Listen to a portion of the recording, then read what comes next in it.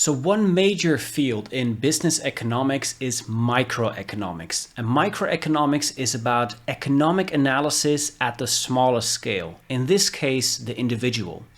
And this microeconomic analysis within a business context is particularly concerned with consumer behavior, or essentially, how do consumers behave in a business context? What choices do they make in purchasing their products or not?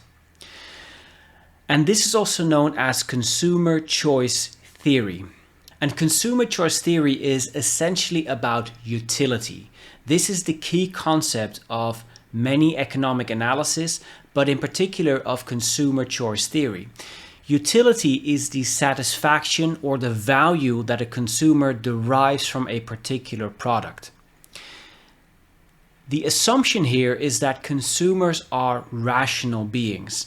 And I do want to pause here for a second to note that this has become a bit of a discussion in the past 10 to 15 years or so, because in the 1960s, the 1970s, rational choice theory was very popular in many disciplines, including in international relations, but also in economics. This is basically where the rational choice theory comes from.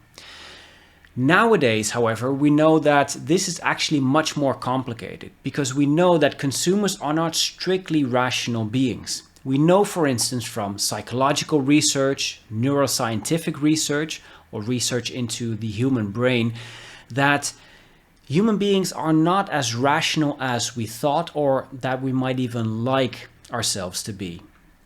But still, this rational choice framework provides a very effective way of looking at consumer choices. It may not be 100% accurate, but it provides still a very general and in broad terms, a very accurate analysis and description of how consumers behave in a business context. So, according to consumer choice theory, the behavior of consumers shows their own personal preferences and the trade-offs that they are willing to make.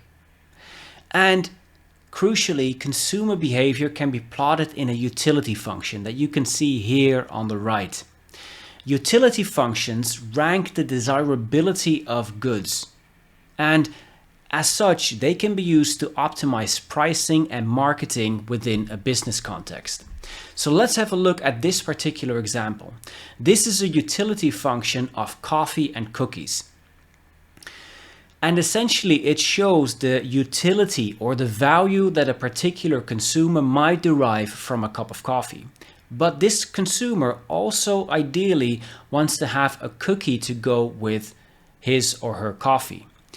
So this utility function ranks the trade-offs essentially that they are willing to make in order to make their purchases. In this case, a consumer derives the same value from 3 cups of coffee and 1 cookie, derives the same value from 2 cups of coffee and 2 cookies. If we make it a bit more mathematical, and this is what consumer choice theory is essentially about, we can basically quantify the utility that a consumer derives from a particular product. In this case, a slice of pizza might have a utility point of 25 points. In this case, a consumer might order 3 slices of pizza, and each slice of pizza is 25 points. In other words, their satisfaction, their utility is 75 points on a scale of 100. This means, of course, that they are still not fully satisfied after 3 slices of pizza. So, what is the next option? Have 1 more slice of pizza in order to have the maximum utility. This is when this particular consumer is ultimately satiated, when he or she doesn't want to have another bite of pizza. And according to rational choice theory and consumer choice theory, consumers aim to maximize their satisfaction. In other words, they want to be full. They don't want to have another bite of pizza. So you can see how within a business context, this becomes a very convenient way of looking at the choices that consumers make, because now you know how much value this consumer or consumers in general derive from a slice of pizza.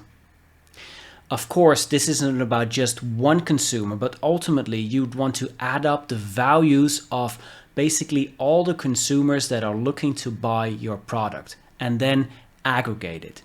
So this number provides a segue essentially into your own pricing strategies. Now you know how much value they derive from your particular product, whether that is a cookie, a coffee, or a slice of pizza.